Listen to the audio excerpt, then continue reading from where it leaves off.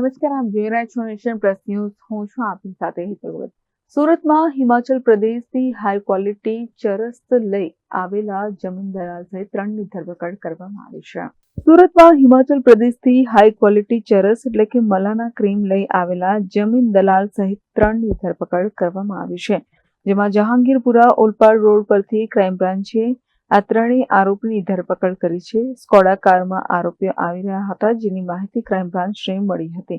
Crime બ્રાન્ચે Jahangirpura સ્થિત checkpost પાસે નાકાબંધી કરી આ ત્રણેય આરોપીઓને ઝડપી પાડ્યા છે. આરોપીઓ પાસેથી 137 ગ્રામ હાઈ ક્વોલિટીનું ચરસ, મોબાઈલ, સ્કોડા કાર મળી 7.14 લાખનો મુદ્દામાલ જપ્ત કર્યો છે. તો આરોપી અનુપ બિષ્ટ તેના મિત્ર મયંક પટેલ અને જીગર વાંકાવાળાની ધરપકડ કરી છે. આરોપીઓ દર મહિને ટ્રીપ મારતા ચરસ હિમાચલ પ્રદેશના કસોલ ખાતેથી નીપાડી પાસેથી ખરીદતા હતા.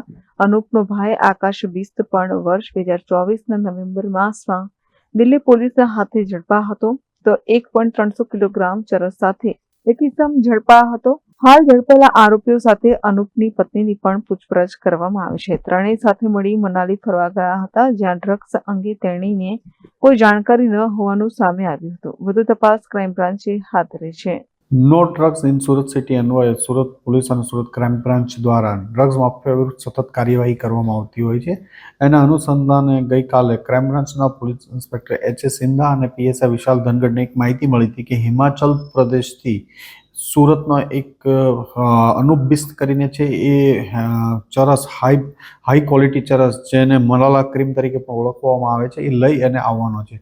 આ બાતમી આધારે ક્રાઇમ બ્રાન્ચની ટીમ દ્વારા ઓલપાડથી જે જહાંગીરપુરાવાળો બ્રિજ છે ત્યાં આગળ નાકાબંધી કરવામાં આવી હતી અને જે શંકાસ્પદ વાહન અને માણસો હતા, એક સ્કોડા ગાડીને રોકવામાં આવી હતી. એમાંથી અનુપ બિસ્ત, મયંક પટેલ અને જીગર વાંકાવાલા મળી આવ્યા હતા. આ ત્રણેયના પોઝિશનમાંથી અંદાજે 130 ગ્રામ કરતાં 137 ગ્રામ જેટલું હાઈ ક્વોલિટી ચરસ, જેને મલાલા ક્રીમ તરીકે પણ ઓળખવામાં આવે છે, એ કબજે લેવામાં આવ્યું હતું.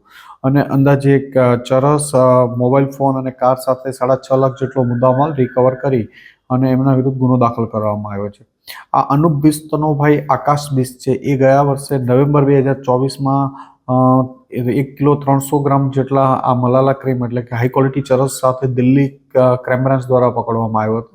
અને એ પણ હિમાચલ પ્રદેશથી લઈને આવેલો હતો અને પોતાની ગાડીમાં કન્સીલ કરીને છુપાવી રાખ્યું હતું. દરમિયાન એમની પાસેથી મળી આવ્યું હતું. આ લોકોની ધરપકડ કરી વધુ આગળની કાર્યવાહી ચાલુ છે. સર, આજે લાવ્યા હતા અફીણ શા માટે લાવ્યા હતા, કઈ રીતે વેચવાના હતા?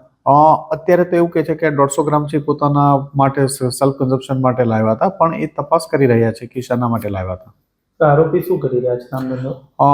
અનુપ છે એ જમીન દલાલી અને ફાઇનાન્સનો ધંધો કરે છે અને બીજા બંને છે એ કોઈ ખાસ કામગીરી કરતા નથી. સર, કયા માધ્યમથી, ટ્રેનથી કે પ્લેનથી? એ સ્કોડા ગાડી પોતાની લઈને ગયા હતા અને સ્કોડા લઈને પરત આવતા પકડાઈ ગયેલા. Bureau for nation plus news, Surat.